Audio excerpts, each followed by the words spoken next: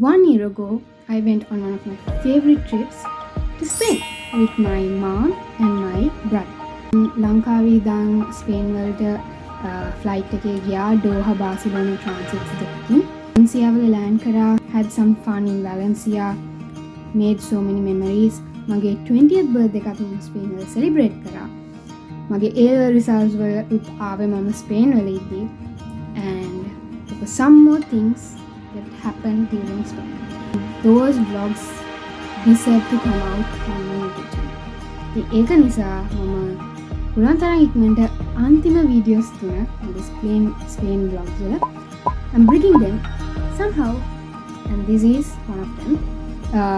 This is my stay in Teruel. So enjoy.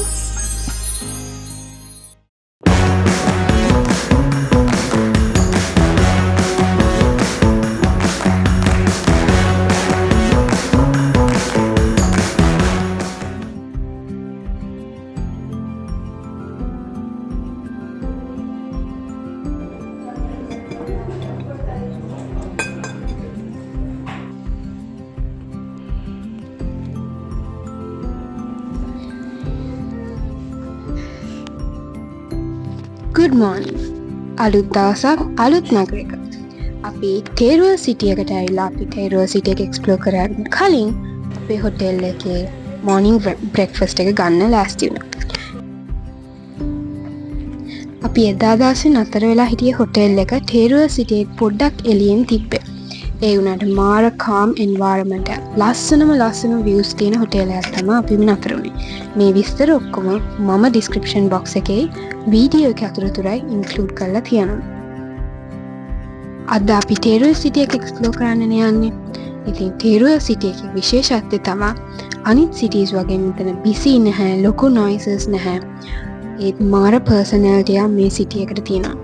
මේ ස්ට්‍රීට්ස්, මේ buildings ලස්සන ආකිටෙක්චර් එකක් තමයි තියෙන්නේ. ස්පේන් කියන රට ආකිටෙක්චර් වලට ස්ටුඩන්ට්ස්ලාට ගොඩාක් විශේෂ රටක්. මෙතන යන සිටිස් වලට ඕන තරම් ඩිෆරන්ට් ආකිටෙක්චර් රිලේටඩ් දේවල් තියෙනවා.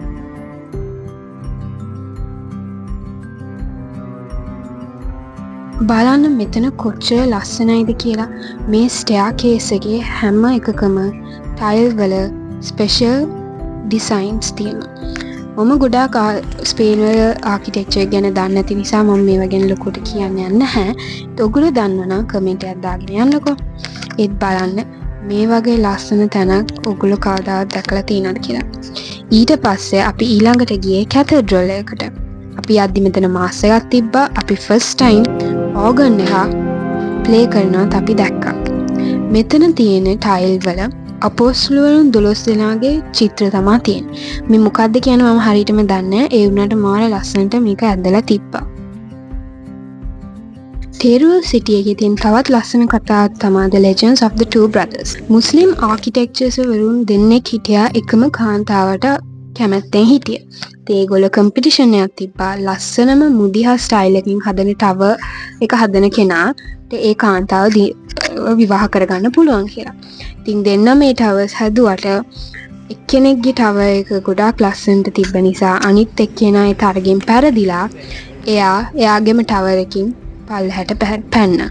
ඉතින් ඒක නිසා අනිත් සහෝදරවරයාට හැකියාව හම්බුණා ඒ කාන්තාව විවාහ කරගන්න.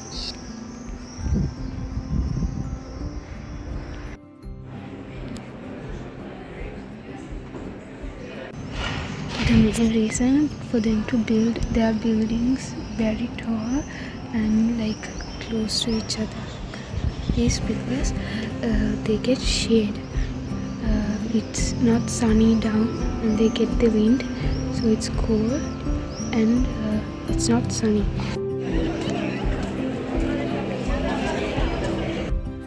ඊළඟට අපි ගියේ Lovers of Teruel Museum එකට. මේ නගරෙට තියෙන තවත් ෆේමස් කතාවක් තමයි ආදරය කරපු දෙන්නෙක්ට එකතු වෙන්න බැරි වෙච්ච නිසා ඇතිවෙච්ච ලව් ස්ටෝරි එකක්. මේකත් රෝමියෝ ජුලියට් වගේම සෑඩ් ලව් ස්ටෝරි එකක්. මේ මියුසියම් එකට ආවොත් ඒගොල්ලන්ගේ බොඩිස් තියෙන ඇත්තම කොෆින් දෙකයි ආකෘතිය බලා ගන්න පුළුවන්. මේ අතරතුර තමයි අපි නොදන්න දෙයක් වුණා සිටි එක ඇතුලේ. ලොකු පවර් කට්ටයක් තිබ්බා. ඒත් අපිට ඒක තේරුනේ නෑ. අපි හිතුවේ ඒකට normal power off කරා කියලා ඒගොල්ලෝ. ඉතින් අපි ඇතුලේ තිබ්බ කැතඩ්‍රල් එකේ මාර ලස්සනට experience කරා ඒගොල්ලෝ පරණ කාලේ මිනිස්සු lights without lights කොහොමද මේ කැතඩ්‍රල් එක use කරේ කියලා. ඉතින් මාරම ලස්සන experience එකක්. But we still didn't know that there was a power cut.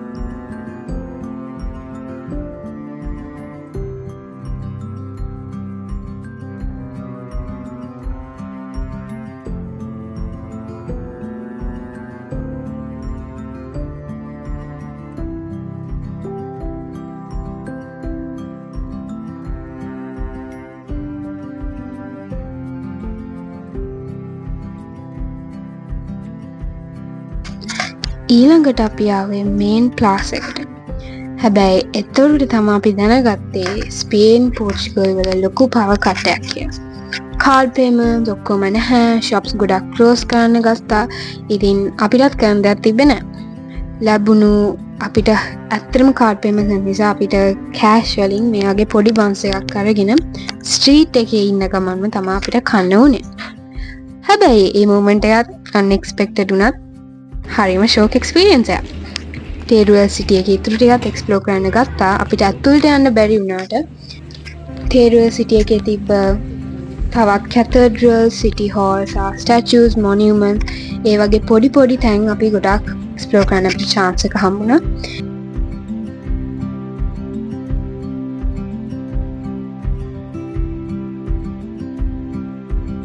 ඒ අතරතුර මම නෝටිස් කරපු දෙයක් තමයි garbage separation system එක. මිනිස්සු හරියට මෙහි waste separate කරනවා.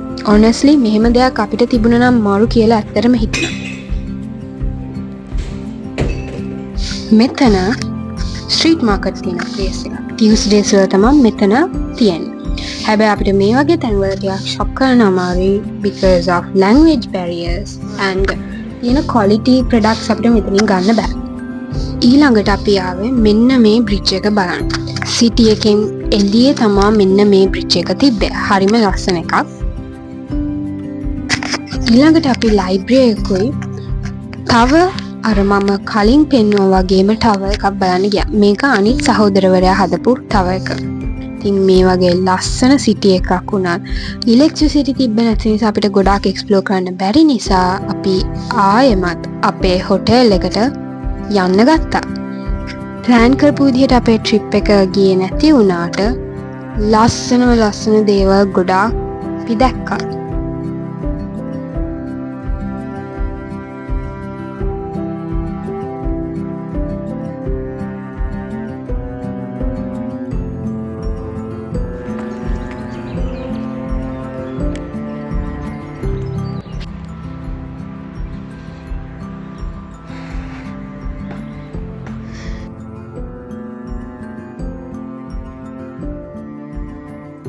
අපිට ඉන්ටර්නෙට් නෑ දැන්.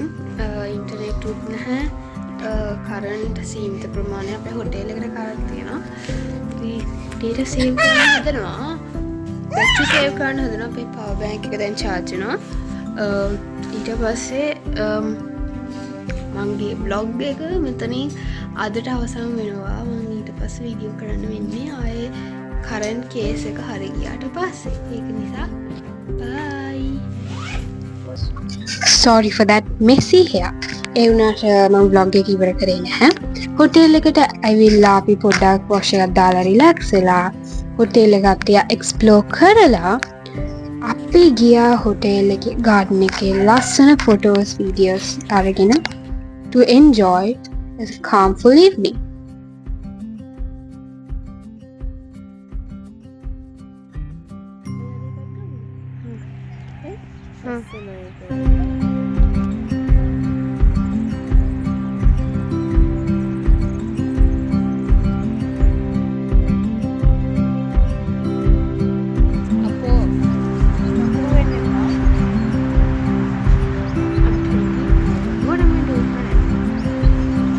I'm 12 and I don't know what I'm going to do today.